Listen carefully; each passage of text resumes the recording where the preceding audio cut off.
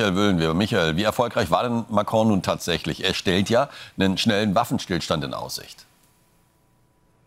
Ja, substanzielle Fortschritte, davon spricht er ja auch und suggeriert zumindest, dass er da die Signale bekommen habe vom amerikanischen Präsidenten noch nach der Pressekonferenz in einem Fox News Interview, dass Trump bereit sei, Sicherheitsgarantien zu geben. Aber was auffällig gewesen ist ja in der Pressekonferenz, dass Donald Trump eigentlich versucht hat, sich konkret festzulegen. Er glaubt einfach daran, dass Wladimir Putin wirklich ehrlich verhandelt und dann eine amerikanische Sicherheitsgarantie obsolet wäre, weil ja dann alles gut ist. Das ist zumindest die Botschaft von Donald Trump, an der man in Europa halt nicht glauben möchte und auf die man sich vor allen Dingen nicht verlassen möchte. Also Emmanuel Macron hat eine gute Figur gemacht. Er hat ja gekumpelt, er hat geschmeichelt und er hat auch viel widersprochen, ja, dass Russland der Aggressor sei, wo Donald Trump sich ja nicht festlegen wollte, dass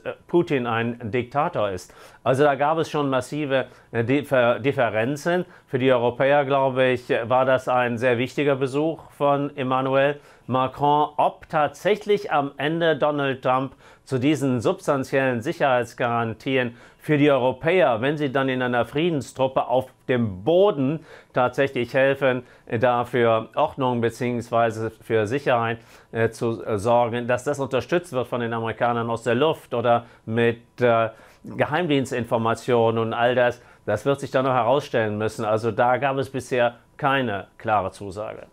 Michael, nach Aussage von Donald Trump wäre Russlands Präsident Wladimir Putin tatsächlich bereit mit einer europäischen Friedenstruppe. Ach so, was ist dran?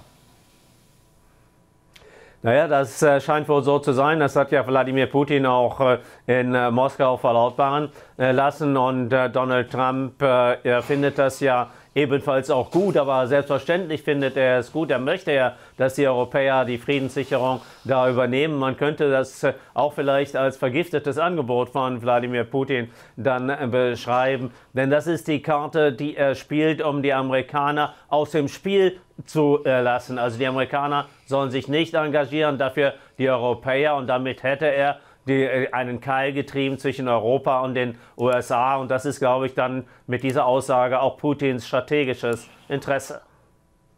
Danke nach Washington, Michael Wöhlenweber.